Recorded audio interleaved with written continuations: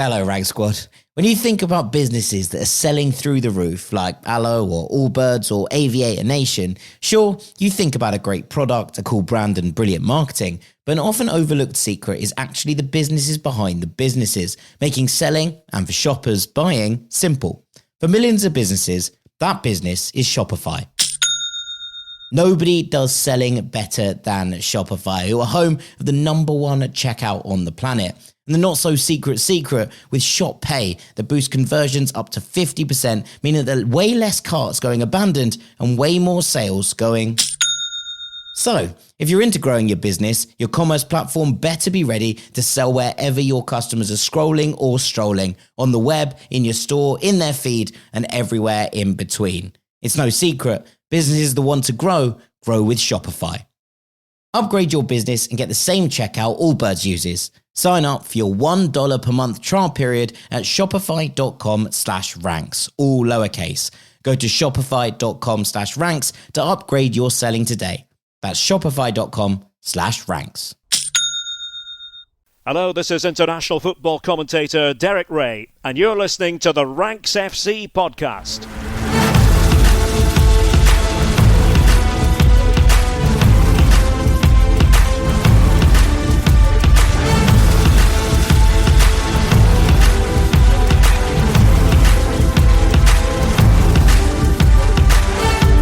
Hello, Rank Squad, and welcome to Ranks FC. It's your favourite transatlantic football podcast, and transfer season is almost upon us. So today, we're going to be taking a look at some of the biggest deals involving Premier League clubs over the course of this summer. My name's Jack Collins, and I'll be your host today. And joining me across the water, all the way from San Diego, it's the transfer guru back in his element. It's Mr. Dean Jones. How you doing, mate? Hello, mate. Yeah, I'm good. Obviously, we're getting towards that time now and I have to start working. Transfer windows coming on the horizon.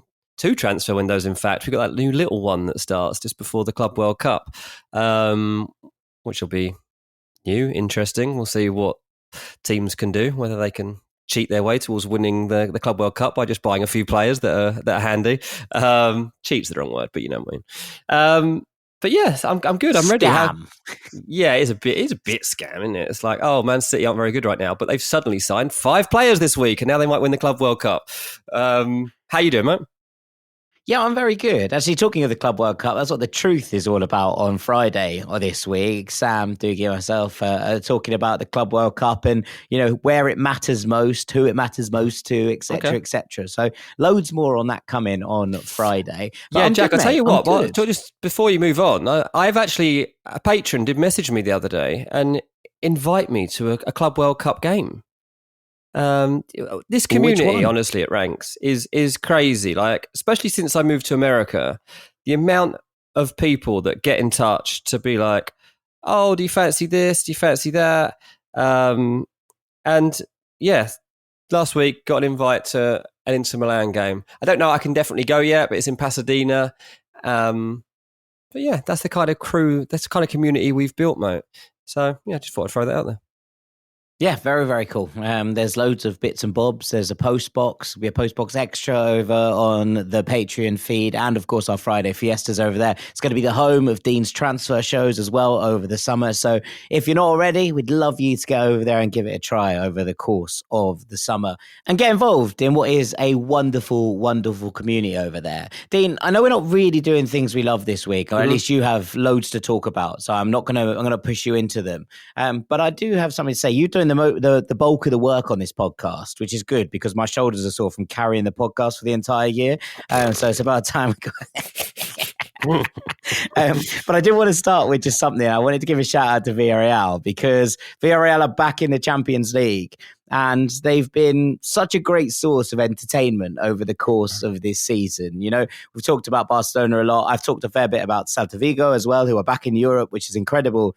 Villarreal as well, booking that last Champions League place in La Liga, which is a real achievement. And it's been a long road back here, right? You know, Marcelino was the manager at Villarreal all those years back, and he got them into the Champions League. And then he was sacked because on the final day, Marcelino lost 2-0 to Sporting Gijón, and Villarreal lost to Sporting Gijón, who Marcelino played for who he managed, and is a club he very much loves. And his wife put up an Instagram story basically saying, "We kept you in the division, job done." And people were not happy about this. And there were sort of reports that he hadn't really taken training all that seriously because they'd already secured the Champions League spot, etc., etc. And there was sort of question of integrity of competition. But it came to that moment, and at that point, they decided to move on from him before going into the Champions League. Now, they've had 7 managers in the interim, and Unai Emery obviously did brilliantly with this Villarreal team, but they have not hugely been successful in that era outside of the Emery period. And about a year and a half ago, they turned back to Marcelino. They built the bridges. They mended the bridges that had been burned in sacking him before getting to the Champions League. And last year, he steered them clear of relegation. It was a really, really poor start to the season from them. Took them right to the edge of Europe, but didn't quite get it. They splurged again last summer on some really interesting players, some really cool young players, but also some veterans who they'd got in for relatively low fees, the likes of Jose Perez, who'd been brilliant at Betis the year before. He scored 19 goals this season for Villarreal. They still made a profit because they sold Alexander Sorloth to Atletico Madrid, and they sold Philip Jorgensen to Chelsea. But they brought in a really interesting team, and he has steered them back to Champions League football. Next season, he will finally get to experience it, because twice he has led a club to Champions League football with Valencia and Villarreal, and twice he's been sacked before actually getting to experience what was going on for various reasons. Yeah. But this time, I think he is going to steer them into the top competition in Europe's continental side at the very least. And I just think that they've played some really, really intriguing football. They won against Barcelona to guarantee their spot, and they've deserved it over the course of this season. Even though they beat my Betis to that final spot, they've been brilliant this season. And I just wanted to give them a little bit of love at the start of this podcast. I can tell you did love that, Jack, because you had a big smile on your face the whole time that you were talking just then. So that really I'm was a thing. Huge Marcelino fanboy. Like, I really like him. I think he's been given, he's done well pretty much every single position he's taken. He's barely kind of made a mistake over the course of his time. And I think that, this is due reward for the work that he's put in across the board. Yeah, very good, mate. I'm going to kick it back into transfer mode. The reason that we're kind of doing today, not just because the transfer window is on the horizon, but also because this week there's been some big headlines around Florian Wirtz, who, if he landed in the Premier League, would be the most expensive signing of the summer window, most probably. Now, he looked destined at one point in recent days to be going to Man City. His family had flown in to England, primarily to Manchester, to have talks, but apparently may have popped over to Liverpool in the meantime. But it looked like Wirtz might actually leave Bundesliga, leave Bayer Leverkusen, snub Bayern Munich and land in the Prem. But now City briefing that they've pulled out of the race, and one of the main reasonings they're giving is value for money, balking at a total cost of a deal, which with the transfer fee and wages over the length of the contract would have topped about 300 million, which, to be fair, even by City standards, is a staggering amount of money.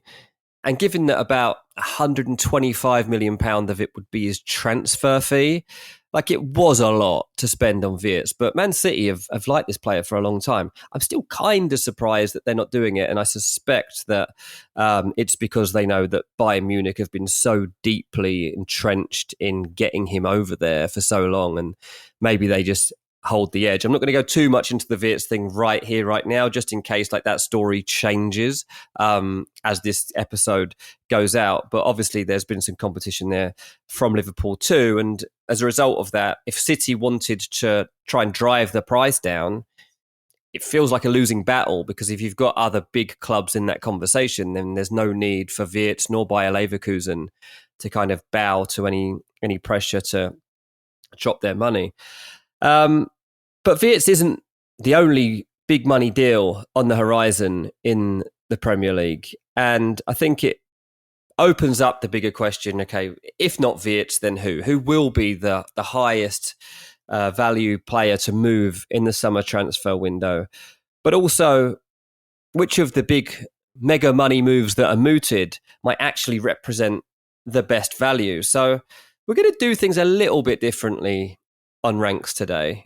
we're going to have a list and a ranking, really. A list will be of what I foresee as being some of the potentially highest spending transfers that we'll see. And then towards the back end of the pod, I'm going to go through and kind of rank who I think would bring the most bang for your buck at the top end of the market. So I think it'll be quite a fun episode. It might even involve a little bit of changing my mind as we go through it, because I've got a few things I want to bounce off of you. But ultimately, we are going full transfer mode. We're going big. We're going to discuss all the big names over the next hour, and it's going to be fun. Okay, well, let's take a little break and then let's get stuck into it. Hello, Rag Squad. When you think about businesses that are selling through the roof, like Allo or Allbirds or Aviator Nation, sure, you think about a great product, a cool brand and brilliant marketing, but an often overlooked secret is actually the businesses behind the businesses, making selling, and for shoppers, buying, simple. For millions of businesses, that business is Shopify. Nobody does selling better than Shopify, who are home of the #1 checkout on the planet. And the not-so-secret secret with Shop Pay that boosts conversions up to 50%, meaning that there are way less carts going abandoned and way more sales going... So, if you're into growing your business, your commerce platform better be ready to sell wherever your customers are scrolling or strolling, on the web, in your store, in their feed, and everywhere in between. It's no secret, businesses that want to grow with Shopify. Upgrade your business and get the same checkout Allbirds uses. Sign up for your $1 per month trial period at shopify.com/ranks, all lowercase. Go to shopify.com/ranks to upgrade your selling today. That's shopify.com/ranks. Welcome back to Ranks FC. I'm delighted to say I'm just going to hand the floor to Mr. Dean Jones in our first transfer ranking of this summer. Here we go. Let's go. Okay, so in the bottom kind of tier that I first talk about, I mean, these are players that are kind of like big names or big links to big clubs, but potentially not too much money. And these are kind of 25 to 30 million pound moves. Now, Jeremie Frimpong kind of fits in this bracket. We're not going to go massively into that right here, right now. As we all know, he's very close, as we're recording this, to joining Liverpool. Then there's Liam Delap, who this week has been having talks with Man United around his £30 million release clause. There's Dusan Vlahovic, who, it looks, Jack, might end up leaving Juventus for less than it would cost to buy Liam Delap, which blows my mind, if I'm totally honest with you. Like, Vlahovic is better than Liam Delap for me. Like, I just can't believe that Man United wouldn't go for Vlahovic over Liam Delap. But there's lots of reasoning to it, obviously. Not on this season's evidence. Not on this season's evidence, but I don't know. Personally, I'd sign Vlahovic.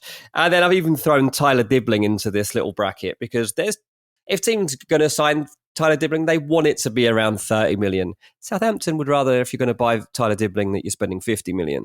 But I thought I'd throw him into the mix in that bottom little bracket. So, yeah, that's the first little section of players to look at. And as I say, these are players that, obviously, these sorts of fees that we're talking about aren't particularly significant in modern day football, but I think they are significant in the sense that they actually hold some good value. And that's why the teams are looking at them, and the teams that are looking at them are probably very big teams.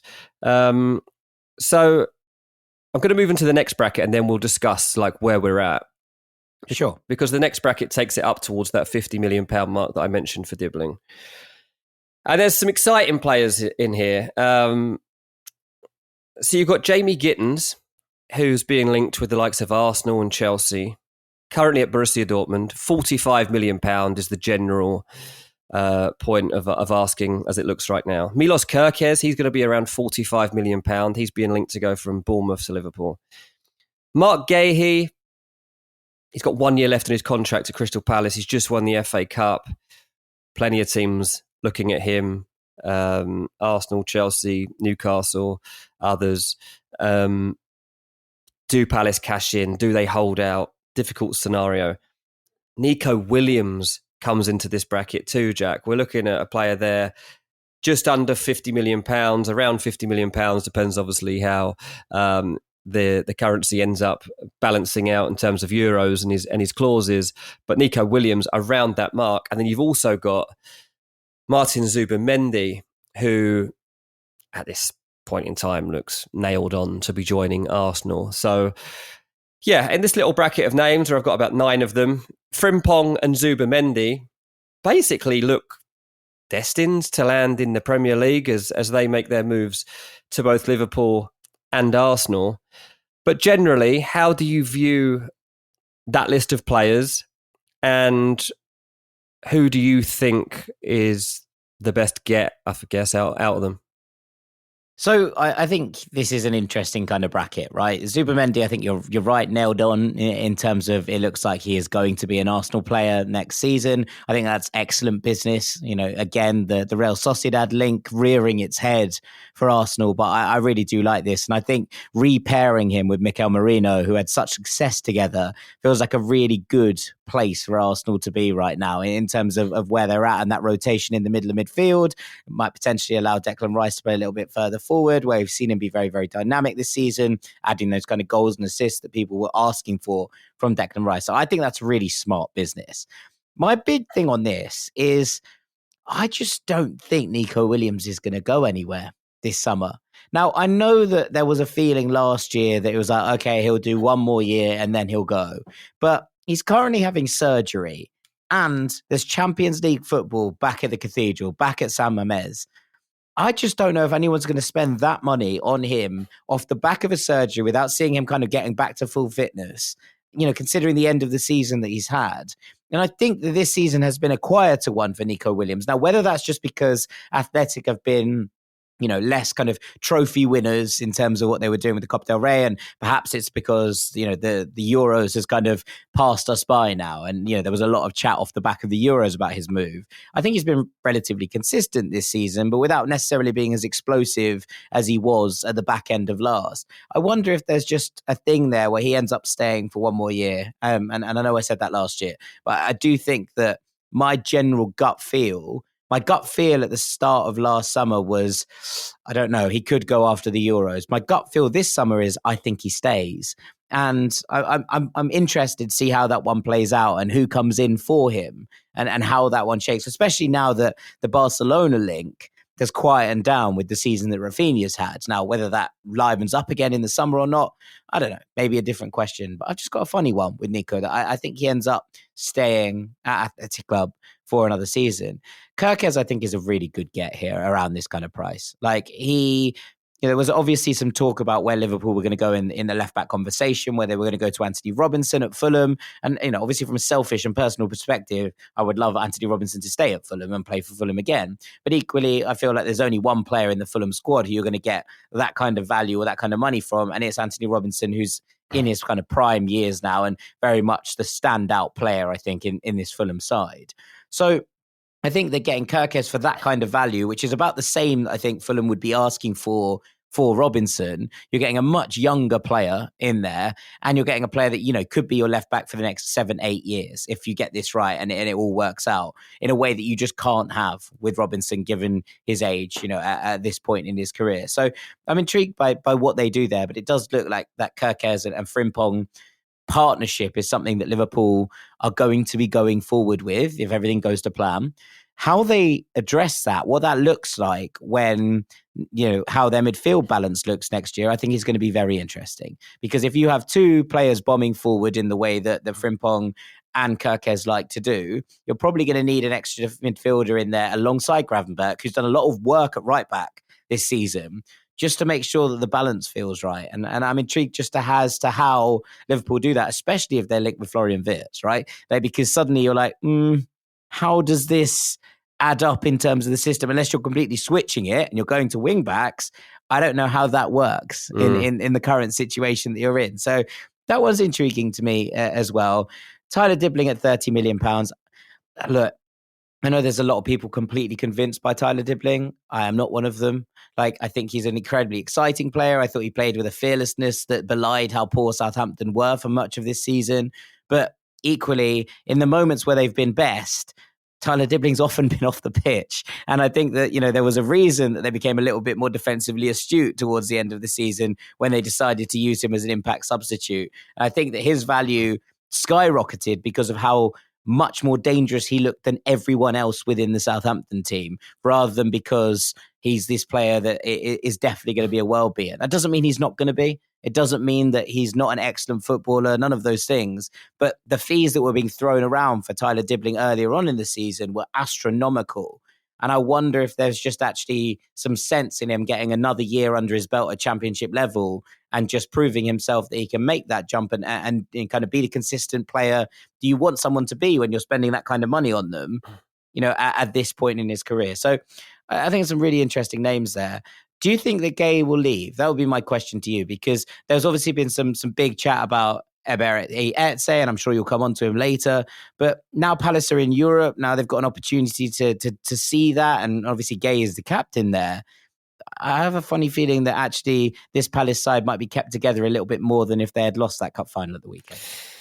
Yeah, I mean, I can only really gauge it by what I've been told, and that is that obviously this is a high value asset for Crystal Palace. And if he doesn't sign a new contract, then you risk losing him for nothing. And from a business perspective, that's not great. Big times coming at Crystal Palace, as we spoke about on the Patreon this week, with European football, with trying to redevelop the stadium. And, as part of that, you want to make sure that, yes, you've got your best players in tow, but also if they're going to be leaving, that you move them on at the right time. The hunch coming into this month was that they would cash in on Guéhi in this transfer window. And so that's what I've always been led to believe. And now, where does he go? It kind of throws up a different question. And who are Palace willing to kind of do a business deal with is a different question. Steve Parish, the Palace chairman, this week was kind of talking about the future of football, and I don't get the impression he's that keen to do business with Newcastle still. And they're one of the leading clubs for Guéhi. We saw them go for Guéhi last time, putting in 4 or 5 bids, whatever it was in the end, when they quickly came in for him. And I just don't think he likes the ownership situation at Newcastle. I mean, I think he's made it clear enough he doesn't like that kind of scenario. And so maybe he prices Guéhi out of a deal to somewhere like that. And then you're thinking, well, are Chelsea going to come in? Are Arsenal going to come in? Are Liverpool actually going to come in for Guéhi? And what is the opportunity here? I think Guéhi could go for as low as 40 million from what I've heard. And 50 million is like almost becoming the top bar now. I think there's good value in that. But from a personal perspective, has it changed? Probably. Like, I think after everything he's been through at Palace, he's now getting the opportunity to take that club into new territory, to make history, and that will be tempting. But I guess at the same time, it depends what the others do. If he suddenly sees Eze go and get a dream deal somewhere else, if, I don't know, Mateta suddenly goes and joins Man United, then maybe. So I think it'll be interesting to see the way that opens up. But Steve Parish is not going to let this go lightly. He's certainly going to make sure that they get top value for these players. I do find this bit quite interesting. This kind of price point, I think, is where often you get the best value. This is around the price point we saw Alexis McAllister switch Brighton for Liverpool, right? And I think that goes down as an exceptionally good bit of business from Liverpool in terms of the price that they got him for. And, Brighton weren't out there, furious about it either. You're still getting a big fee. And I think that this is where it gets interesting. Obviously we talk about Kerkez there around that £45 million mark. If Bournemouth were to sell Kerkez at that price and sell Dean Hyson at £50 million, suddenly they've got a lot more money to play with than they originally thought. And we've seen Bournemouth be smart in their investments over the course of things as well. So you could say the same for Palace. If they get a £45, £50 million for Mark Guéhi there, then the way that they can reinvest that, the way that they did with Fulham buying Joachim Andersen last year and reinvesting it on Maxence Lacroix, which looks like a really good bit of business now. Yes, it took him a little bit of time to settle, but since he's gone on to be exceptional in that role. I think that it opens up new avenues for clubs of this kind of size who are starting to play the market a little bit smarter. Whereas I think when you're kind of looking at this from a perspective of let's just say Manchester United or a Tottenham, for example, I think Arsenal's model is slightly different. But in order to move themselves up in this, they can't afford to have players who come in and have a 3-month period where they don't fit into the side. They need players that are going to hit the ground running, right? And so that changes the market for selling clubs, but it also changes the markets in which they're shopping as well. And that, I think, makes a huge difference. Yeah. No, I agree with that. I think that's interesting. I am going to move it on to the next bracket. And I think that this bracket is... the most dangerous little bracket, probably. The players I've got listed here are approximately 55 to 65 million pounds. The players that I'm going to talk about are ultimately players that you would look at as game changers, game definers, players that come up with moments. And it's risky business. I see this little lot as risky business, potentially anyway. The first name I'm going to read out, I don't think is risky business. You've got Bryan Mbuemo of Brentford, 55-ish million pounds, likely to be his final game for Brentford at the weekend. You've got Tijani Reinders, who is being linked with Manchester City from AC Milan for 59 million pounds. Got Xavi Simons, who can leave RB Leipzig for the right offer, which is believed to be around the 60 million pound mark this summer. Then you got Morgan Gibbs-White. If he was to leave Nottingham Forest, some people say 60 million pounds, some say 70, some say 80, some say 90, some say 100. I'm going to take it down to 60 for now on Morgan Gibbs-White and put him into this bracket. Matheus Cunha comes in here at 62 million pounds. Viktor Gyokeres is also around the 62 million pound mark. And then, this one probably won't happen, but Victor Osimhen would come into this bracket too at around 65 million pounds.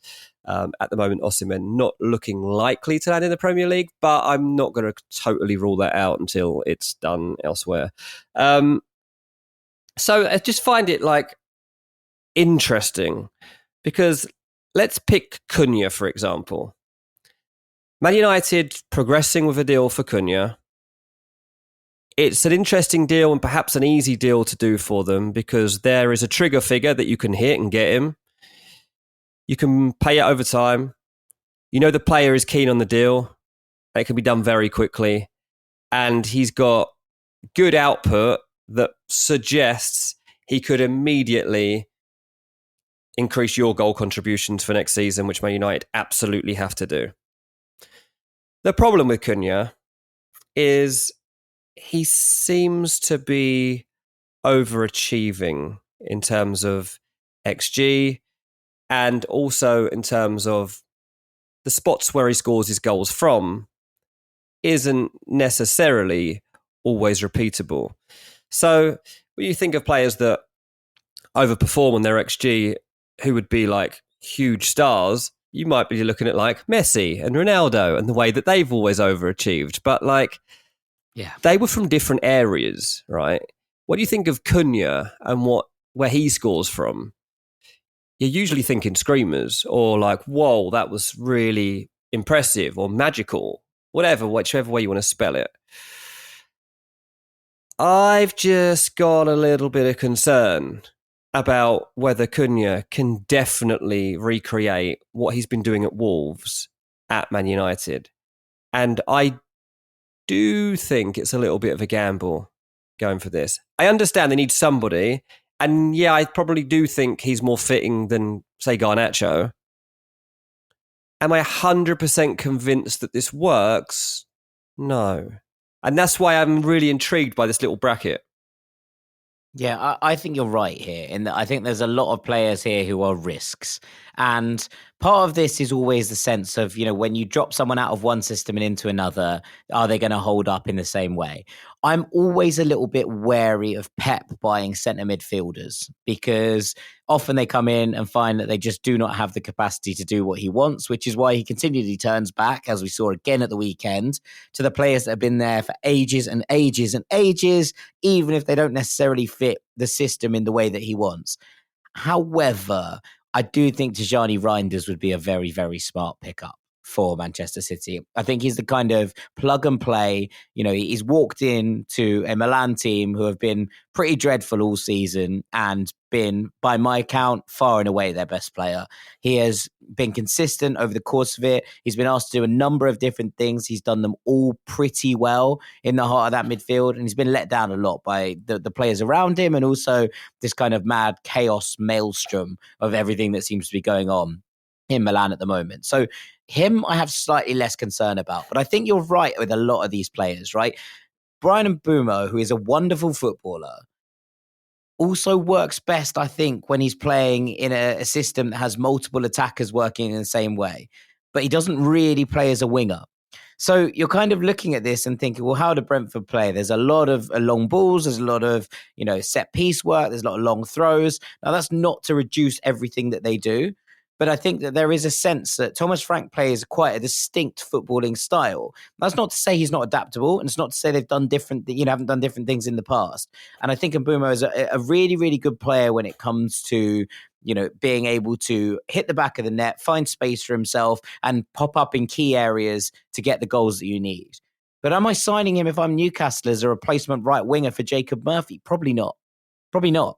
I think you want him in a system that allows him to drift inside and not necessarily have to hold the width. Someone who's getting into those areas that they can drift into the central forward area. And that involves building a relationship, something he's done very, very well with both Ivan Toney and obviously Visser. And I think that he has the capacity to go on and do that again.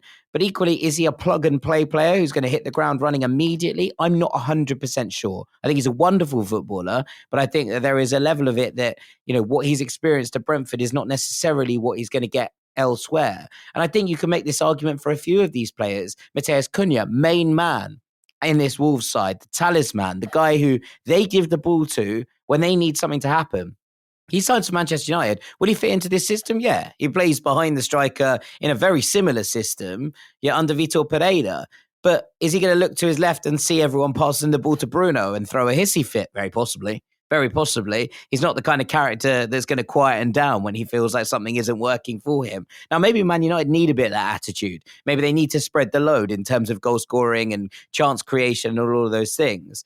But equally, it's different coming from being the main man at a smaller club to being part of the kind of system at a bigger one. I think that you could probably make the same argument for Morgan Gibbs-White at Nottingham Forest, right? He has been incredible this season, no doubt about it whatsoever. Is he going to get the same freedom, at a bigger club where there are more pieces to have to get in that he is there? And can he do that? Yeah, very possibly. But equally, I don't think that's a given. Xavi Simons, lovely footballer. Has he got a defined position at this point? Not sure. He's played in this sort of weird Leipzig 4-2-2-2 for long periods. He's played in the number 10 role at times. He's been shunted wide at times. You sit there and, absolutely 100% give me his best position. I'd struggle to see it. So this, I think, is the dangerous range. And I think the reason for that, and I think you've put it really, really nicely, is that a lot of these players are the main man at their club. They're the go-to guy. They're the person that gets the ball when the going's been tough. And actually, if you bring them into a system that has other players of higher caliber already and where the system's already built around different players, are they going to thrive in the same way with this price tag on their head? I think it's a question mark. Yeah, exactly. And Mbuemo, just to go over the names that you've just talked about, Mbuemo is linked with Man United, with Newcastle, with Arsenal, with Nottingham Forest primarily. They're the kind of four that I've had mentioned to me most regularly. And United, I mean, obviously that would mean playing as either a 10, which would be kind of where I thought Bruno Fernandes was going to be alongside Cunha for next season, or is he going out to right wing back? Do they see him as a right wing back so they can play Diallo as a 10? If he's being put a right wing back, I think he's going to struggle. Me too, but it has been suggested to me that maybe that's what the thinking is. And I'm like, then don't go for him, because you can just go and buy a right wing back. You don't need to buy Bryan Mbuemo to play there. So that would... You should be in the Jeremie Frimpong conversation, mate. He's 30 million. He's half the price. Exactly. So actually, I think Arsenal and Mbuemo isn't the worst idea, certainly. Might be the best idea of those clubs. Although he's thrived off the right-hand side, which is where Bukayo Saka plays. Yes, do you need rotation in there? Of course you do. But that's what they need, Arsenal, because when Saka hasn't been there, imagine you had Mbuemo this season that you knew could play there. And also, are you going to spend 60 million on the backup? I don't know. But it'll always be a role for him. For Arsenal. There'll always be a role for him, because, additionally, they didn't have a number 9. Well, Mbuemo could have helped out with that too. He's just got such good data behind him year on year on year in the Premier League now, Mbuemo. His numbers are always improving. He's only had one significant injury in his career, which kept him out for 3 months, I think it was, last season. He's got a really good history of getting out on the pitch, playing every minute. You can see it's consistent in where he turns up in the pitch, where he takes his shots from, where he scores his goals from. And I just think... I agree with all of this, but I think this is the exact point about this group of players, right? If you're spending this kind of money, you're going and spending 60 million, that's a marquee signing, right? Maybe it's not the most expensive signing you make this summer, but that's a marquee deal. I think if you are buying someone for that, you need to have a space for them. And something I've talked about with PSG this season, I know we're going slightly off topic, but something I talked about with PSG was, look how they've recruited for the positions that they needed. Look how they've brought in players to fill the positions that have had gaps in them. And you look at this midfield and think, okay, there was no real destructive presence in there. And that's maybe why they were a little bit light. So they go and buy Joao Neves, right? And they replace Manuel Ugarte with someone who comes in, covers the ground, yes, the same way, but also has the technical ability to stand up within this midfield. That's how you recruit, right? What happens when you don't have quite the same threat on the left-hand side that you do on the right-hand side? You go and buy Kvaratskhelia Kvaratskhelia. And he comes in and he puts you into a Champions League final. This is how you bring in players to elevate a squad, rather than trying to fit kind of, oh, that's a good player, let's just bring them in because they're a good player, and not think about where we're going to use them within the role and within the system. And I think this is the mistake that the biggest clubs are making. Real Madrid made it, right? And we talked about this before, in terms of not filling the positions of need, filling players in because you're like, oh, they're a good player, I should get them. And I honestly think that this is where teams fall down at the moment, the biggest teams, because instead of just addressing the positions that are clearly there on the pitch, would Mbuemo do really well at Arsenal? Yeah, I think he would. But do they need him in the same way that I think they need a left winger, a centre forward, and maybe an extra centre midfielder, which they were going to get in Zubimendi? No, I don't. I think that if you fill those 3 positions properly and with high-class players, Arsenal win the league next year. If you don't, and you're trying to shift, players around to fill those roles, I don't think you have as good a chance. Yeah, absolutely. And I mean, obviously, Arsenal are being linked with quite a few players within this list. Gittins, we've talked about Nico Williams. We've talked about Gyokeres in this bracket, somebody that they're talking about. But also to just remember that we began the episode talking about Florian Wirtz and how a deal for him would cost around 120, 125 million pounds. And within this little bracket, you've got 3 Man City targets: Gibbs White, Xavi Simons, Tijani Reinders, all of whom are around that £60 million mark. So you can basically, for one Florian Wirtz, get 2 of those 3. And at the moment, it seems like Reinders is one of them. And then Gibbs White primarily is the other target that they're looking at. Maybe Xavi Simons comes into the conversation. We're not sure yet. For what it's worth, if this ends up happening in terms of how it looks at the moment, if City have fully and fundamentally pulled out of this Florian Wirtz deal, good. It makes no sense for them to go and sign Florian Wirtz right now, unless they're about to go to a system that kind of looks a bit like what Amorim's playing, or what Vitor Pereira's playing, or that kind of system that Xabi Alonso played. Because you've just brought in Omar Marmoush, right, who is a wonderful footballer in his own right, but does best centrally, I think, right? It's someone who likes to drift around in those areas, can play in that number 10 role. And unless you're bringing in another number 10, you're either shifting Marmoush or Florian Wirtz out wide if you were to go for him. And that doesn't make sense in terms of the positions they need. And again, look, maybe Pep's cooking something up and he's going to play 2 number 10s and a single number 6 with Rodri. And maybe that's how they're thinking about doing it. But I do think that actually when you're looking at this, are you going to go and spend that money on Florian Wirtz when you've just bought Marmoush to basically play that role?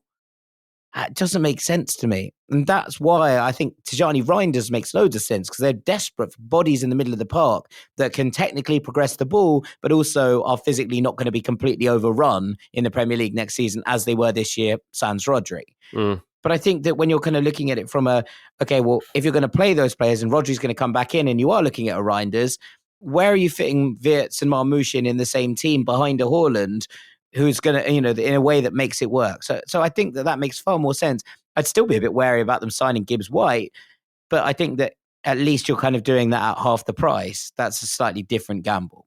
Yeah, absolutely. And then kind of to bridge from this section to the next section, Victor Osimhen would be in there. Yeah, the fee would be around £65 million, but you've got to take into account here that he's looking for wages at the moment of like close to £400,000 a week. And that's not really fitting with anybody at the moment. Like you'll see some clubs push the boat out, like Arsenal. Arsenal are going to give Saka and Saliba new contracts this summer that are significant, like upwards of £300,000 a week. Saka possibly, I should say, upwards of £350,000 a week. But Man United were put off of Osimhen because of the 400 grand a week thing. Maybe that changes if they win the Europa League this week. Who knows? But for now, we're just going to park Osimhen there because I don't really know where we stand with it. So that takes us into the biggest bracket of all, and these guys are heading towards that 100 million and up point. So Ebere Eze goes in here at around £68 million from Crystal Palace. Then I've got Rodrygo at around £70 million if he was to leave Real Madrid. Rafa Leao would cost probably around 80 million, maybe less, but we'll say 70 to 80 million pounds for now if he was to leave AC Milan. You got Benjamin Sesko, who cost 84 million pounds if he was to move. And then the most expensive transfer that I can see happening in the Premier League would be Alex Isak, which Newcastle currently price up at roughly £120 million, which is extraordinary amount of money. And so how many of these actually end up happening? Eze holds some value at that point, I think. Like, again, it's the same old Mark Gehi conversation. Like, where does that FA Cup win leave him? Where does it leave him knowing that he's got European football on the horizon? Do Palace cash in? Do they have any choice but to cash in if he gets his head turned and the right club comes in? Who will it be? Arsenal, Manchester City? Like, who would actually go and pay that for Eze? Tottenham have been interested for a long time, but they can't go to those sorts of sums of money. So I think Eze out of that list makes the most sense. Sesko, Leao and Rodrygo, I've got doubts about. Rodrygo, I've probably got the least doubts about. And I was going to say, I'm okay with Rodrygo at 70 million. I'm not okay with the Sesko and Leao ones. I wouldn't touch him with a barge pole, to be honest, at that price. I think the fact that Benjamin Sesko currently, according to these estimations, is going for about £20 million more than Viktor Gyokeres is nuts. And I know that there are people leaning towards Sesko. I've seen it on a few Arsenal pieces this week. I don't really understand that.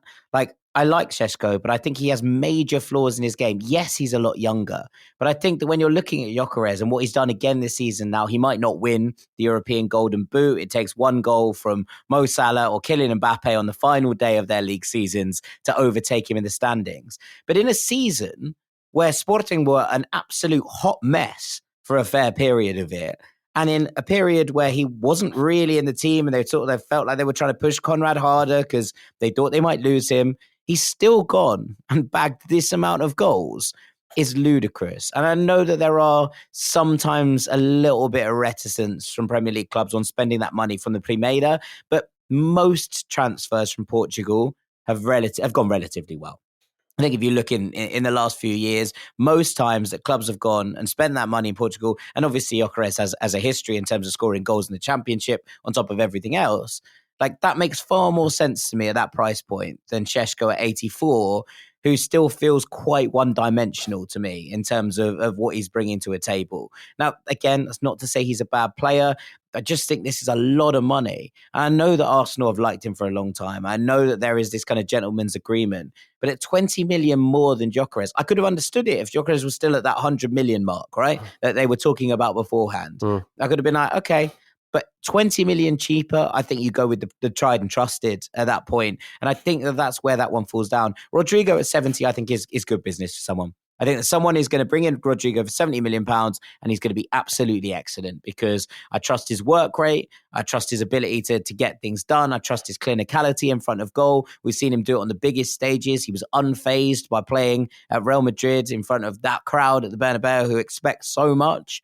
Like, I think if Arsenal or Liverpool go out and spend £70 million on Rodrygo, that's good business as far as I'm concerned. Sesko at 84, I think is wild for what we've seen from him so far in his career. Yeah, I think that's fair.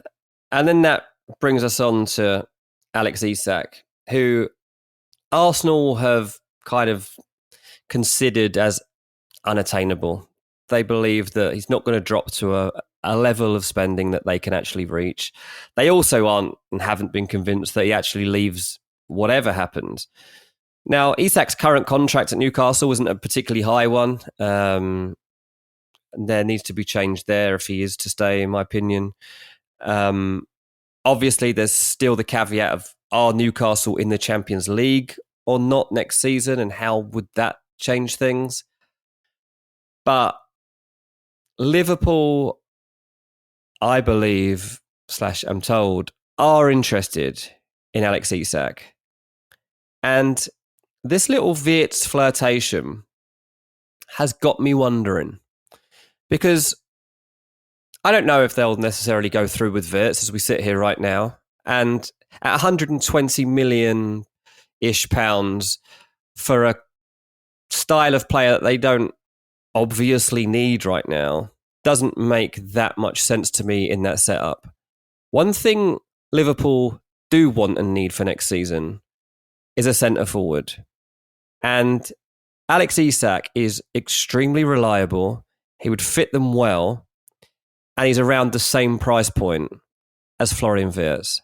What I'm wondering is this a little message from Liverpool to Newcastle? Is this a smoke screen? Is this like, you think we haven't got £120 million to go for Alex Isak? Well, we're going to, let's act like we're interested in Wirtz for a bit. And I think they are interested in Wirtz, but it's not like a player that, as far as I know, they've tracked for the amount of time that Man City had or Bayern Munich had. So it'd be a bit of a surprise if he was to go and do that right now. I think that Wirtz is worth £120 million to Bayer Leverkusen, so that's fine. Yeah. I have no problem with his price point being at that kind of level. I have problems with teams who aren't necessarily going to play with a number 10 going in there and being like, yeah, we'll get him Wirtz and we'll stick him out on the wing. And then being like, why have we not got return for our money? We put £120 million into this, lad. And he's floundering out on the wing. So that's what I have an issue with Wirtz about. It's not about his price point. I think he's worth that kind of money. But he has to be in a team where he's going to play in a role where he's going to deliver on that kind of fee. And right now, especially with the two wing backs coming in, I don't really see it from a Liverpool perspective because they're going to have to drop an extra midfielder probably back a little bit further. And where does that leave a Szoboszlai? Okay, look, maybe it gives them a bit more rotation in the midfield. Maybe Szoboszlai and Alexis rotate in that role next to Gravenberch, and you have to use them in a slightly more defensive capacity. And that allows you to have a number 10 in there? Maybe. But I think that it does feel a little bit odd that Liverpool, I know they're going to have a big summer and I know there's going to be some splurges and I know they're going to back the manager here. I just don't really understand exactly how it's going to work. And, unless they do that and they literally pull another midfielder back and kind of go with a 2 in midfield rather than a 3. And then that takes you on to, well, how would it be perceived if they were to get Isak? What does that change? What do other teams then think? It just gives them something. Well, it's a statement of intent. It's a huge statement, and it gives them something they don't have right now. They don't have it. And Isak, he's also versatile. He can also go out to the left if there was ever a time when they needed that to happen. You can stick Isak out there as well.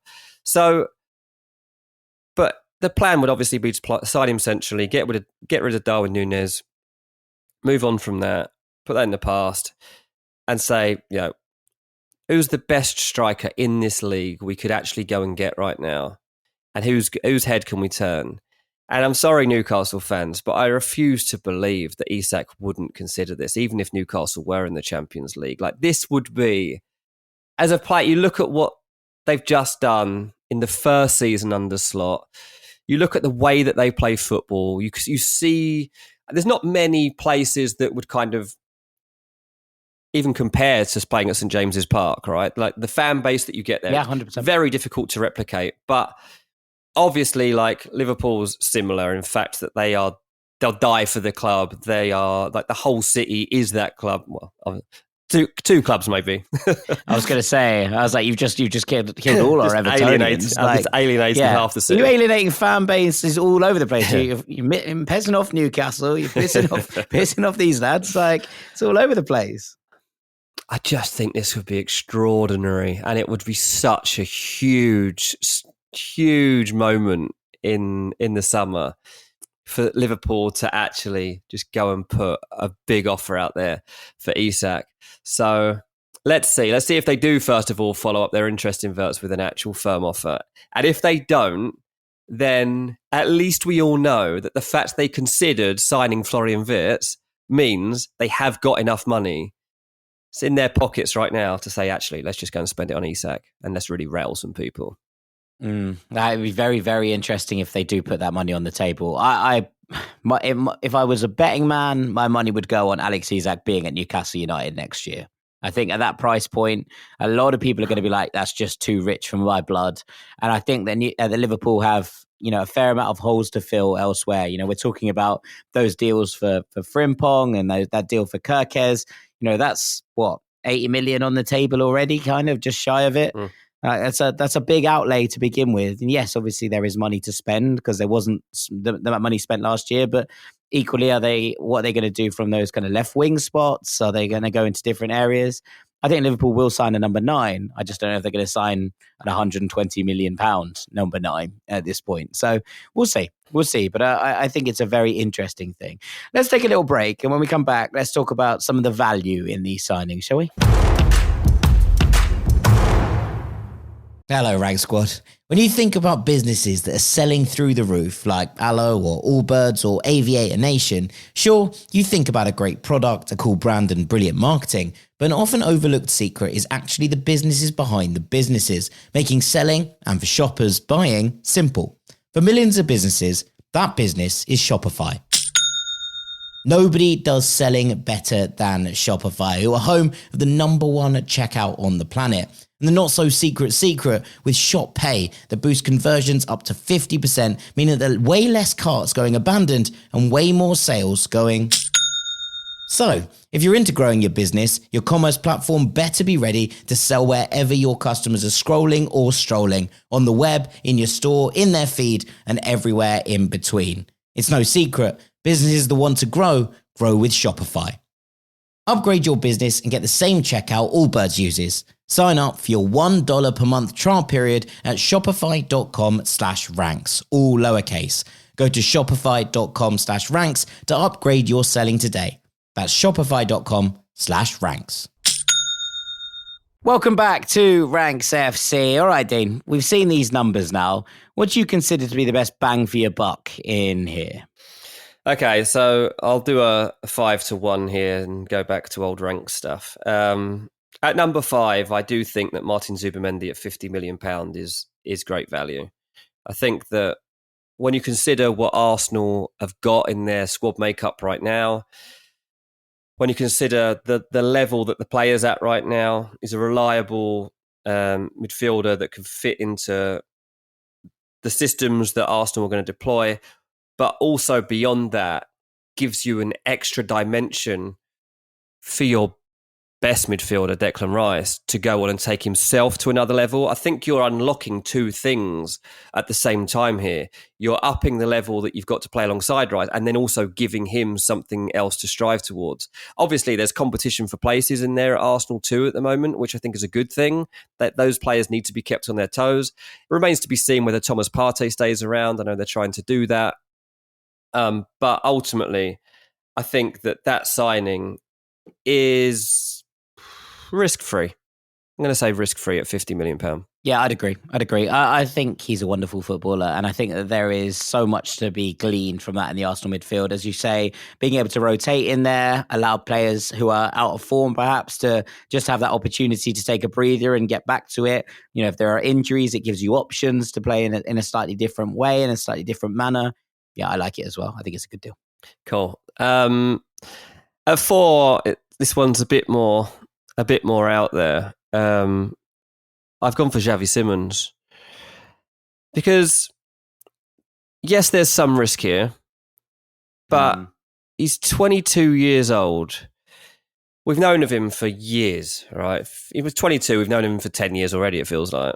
And possibly we have. Possibly he was one of the first like social media darlings. Wonder kids. Yeah. You know, like when everything started going mad on Insta and YouTube and you're starting to get your compilations out and your highlights reels. Like start of Rising Ballers from Spain and all of that. Yeah, exactly. Like Xavi Simons was probably the first ever post on Rising Ballers or something like that. And he's so good. This season, 11 goals, 8 assists in a campaign which has been relatively difficult. He's 22 years old. What I love about Simons and the idea of him coming into a Premier League team is that he's a very versatile creator. So one of the you pointed out that like I don't know what his position is.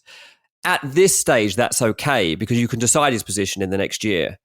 And he could go to perhaps Man City, maybe Arsenal, and you can choose his role and adapt him to it, and he will be great. The ceiling for Xavi Simons is to be a player worth twice this. So when you're talking about value for money, £60 million isn't bad. Let's be honest, we didn't think Xavi Simons was going to be available at the moment. It's only because RB Leipzig have missed out on the Champions League that there's even a possibility that he's gettable right now. They've got to get some extra money through the door. Otherwise, they wouldn't even be entertaining the idea of selling him, I don't think. And so, while it would be a slight risk because you're like, what exactly will we get in terms of output from this guy and where are we going to play him? If you can envisage an actual plan for him and you know how to unlock his full potential, then the sky's the limit. Yeah, I mean, I think that this is like, I would have had this below Zubimendi in that I think that, yes, you're right in terms of the ceilings there, but I think the floor is there also for Xavi Simons to struggle. Like, I would be absolutely stunned if Zubimendi struggles in the Premier League next season. Whereas I wouldn't be that surprised if Xavi Simons came in and it just didn't really work off the bat. But I think this is Zubimendi's value. I think that Simons can go to be £100 million footballer in the space of a year. I know what you're saying. I just think that this has to be right. This has to be a clever move. And like, I struggle sometimes with the idea of where he's going to end up, because I think you have to have a kind of bona fide spot for him ready and able so that he can work his way into it. And you're not dropping him after 2 games because he's struggled early doors with the physicality of it or whatever. Yeah. So like, that's where I'm struggling with this one a little bit. But I do take your point that, you know, when a player shouldn't really be on the table for this fee and is, you just sometimes have to take that gamble. Yeah, absolutely. Fair enough. At 3, it's a transfer that is in the making right now. I think it's Jeremie Frimpong. I think to have moved this quickly for a player that has such big upside is a great deal, and especially around £30 million. Like, yeah, he's underpriced. Like, it's as simple as that. Like, this is a great deal. Like, what a bargain. You can't get many players at this sort of price anymore that have the sort of experience and quality that Frimpong has. Like, you've only got to have watched, if you had only watched 5 games of his across this season, you would have come away from probably all of them going, whoa, he's a serious player. He's dangerous as well as being safe.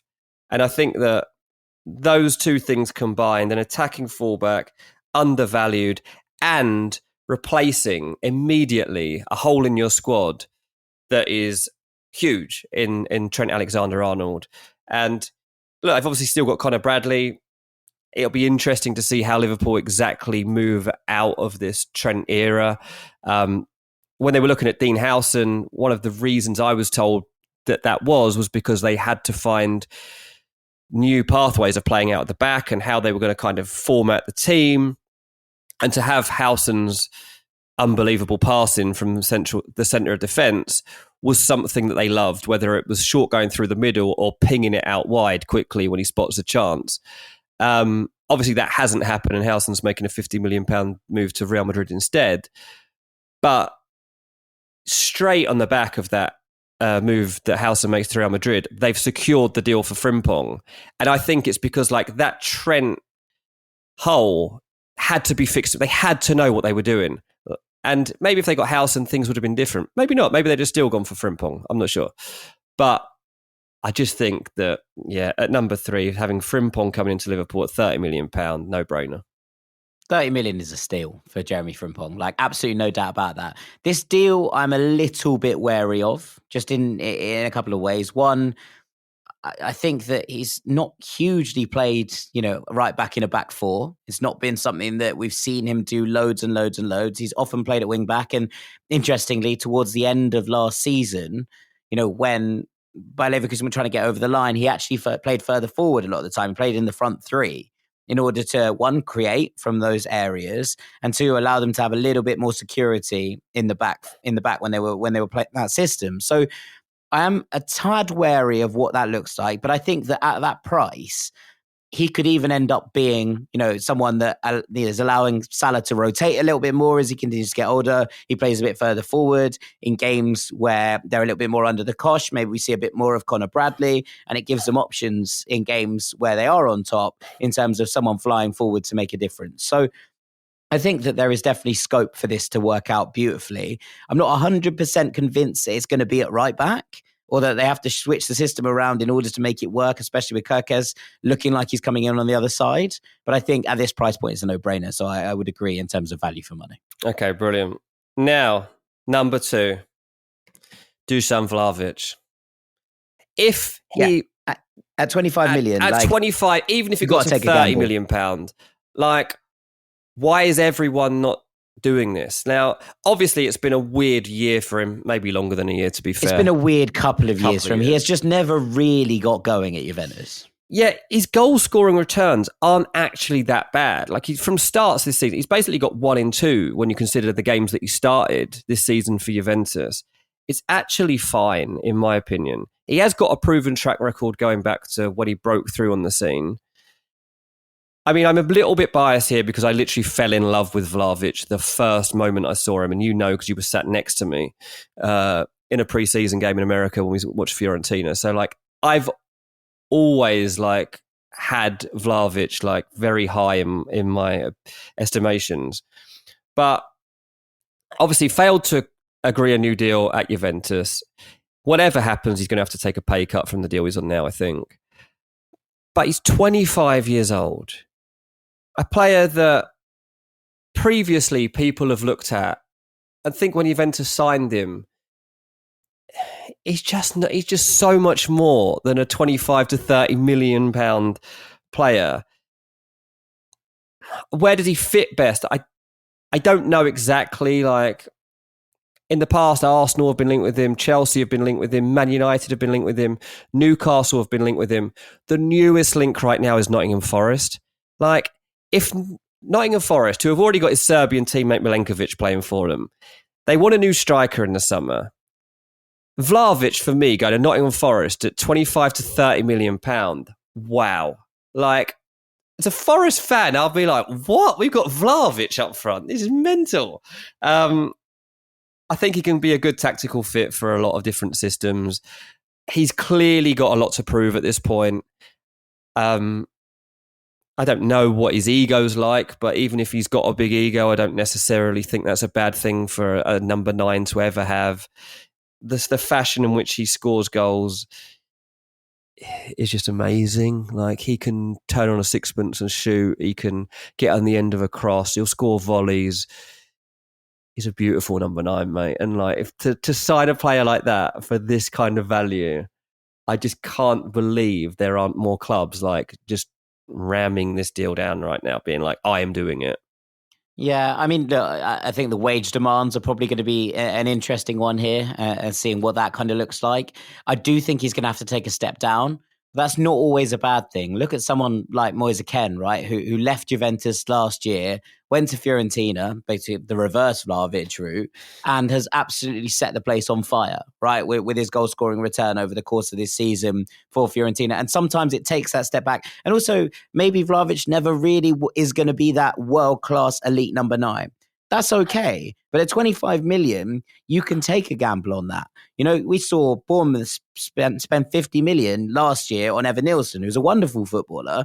Yes, they had that money because of Solanke, but still, if that money's being thrown around by mid-table Premier League clubs, then, you know, that's going to be where I think the interest is here if he does end up in the Premier League. Forest is quite an interesting one because obviously there's going to be European football to contend with.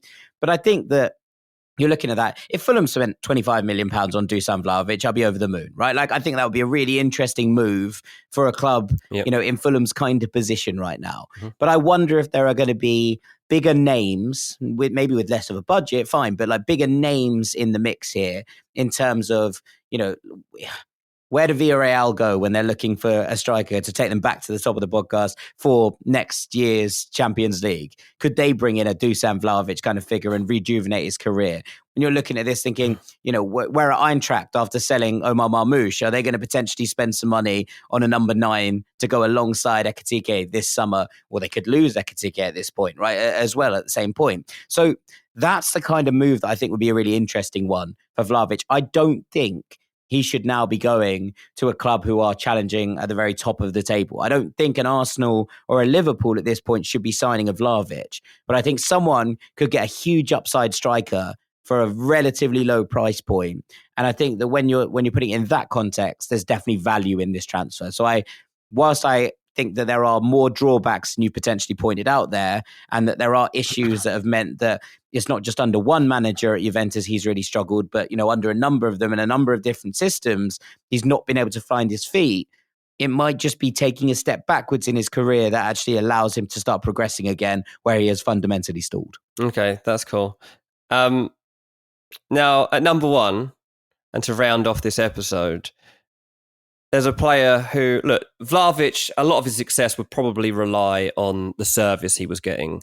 And if that's not there, he could fail. With Viktor Gyokeres, I don't believe that's the case so much. This player is he's a phenomenon. He scored 96 goals in 101 games for Sporting. And we're talking about a £62 million transfer. Yep. What?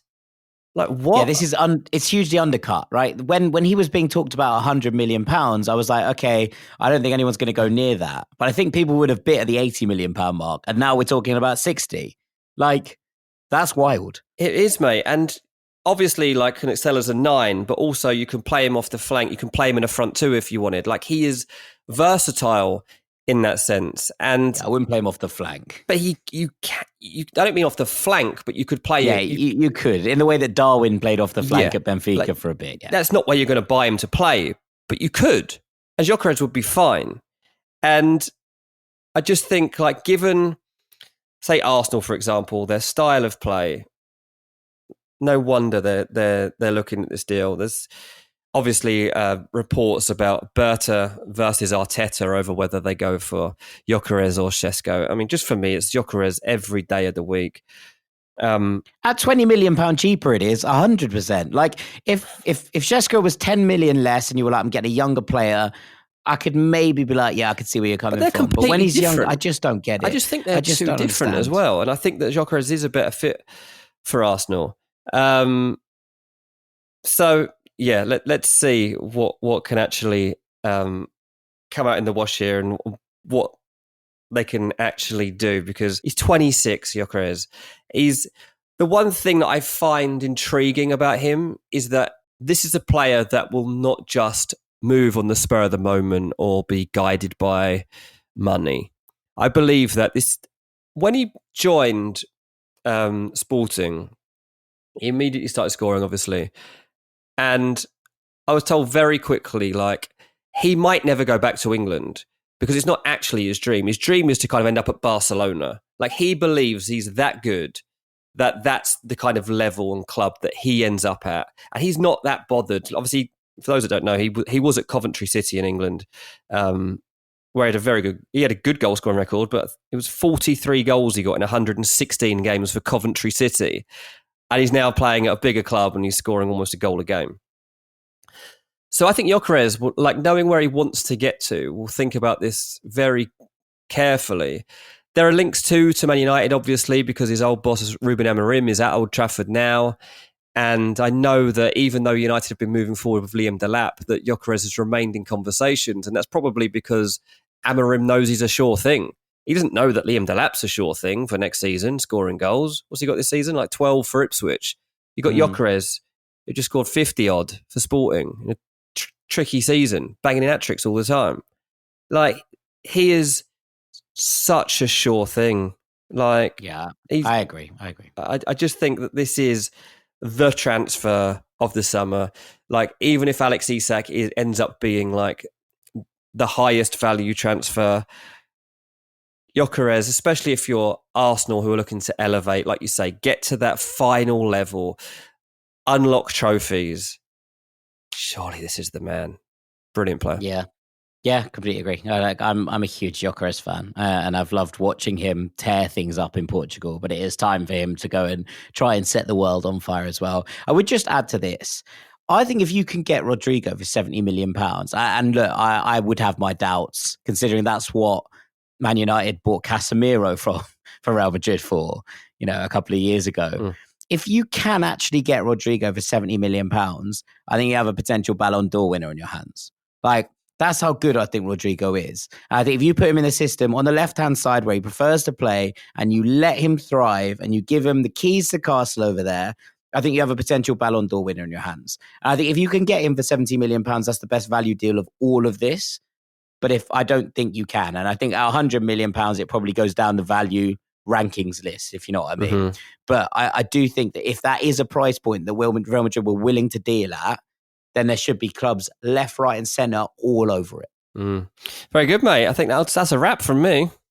Yeah, and a wrap from me. I think that's probably where we're going to leave it for today. So all that's left for me to do is say thank you very much to our transfer guru, Mr. Dean Jones. Cheers, mate. I've been Jack Collins. This has been Ranks FC. Thank you so much for listening as ever. We'll be back on Friday, or The Truth will be back on Friday, talking all things Club World Cup. So make sure you're tuned in for that. Dean and I are going to be back on the Patreon feed on Thursday, where we'll look back at the Europa League final between Tottenham and Manchester United, the do or die derby, as we started to refer to it here. And of course, they'll be looking forward to the weekend ahead, the final days of action, the Premier League and La Liga, and some bits and bobs from the cups around Europe as well. So we'd love you to come and join us over there. Links in the description as ever, if you're not already on that hype. But from us, for now, thank you so much for listening, and we'll see you all very shortly. Take it easy, Rank Squad.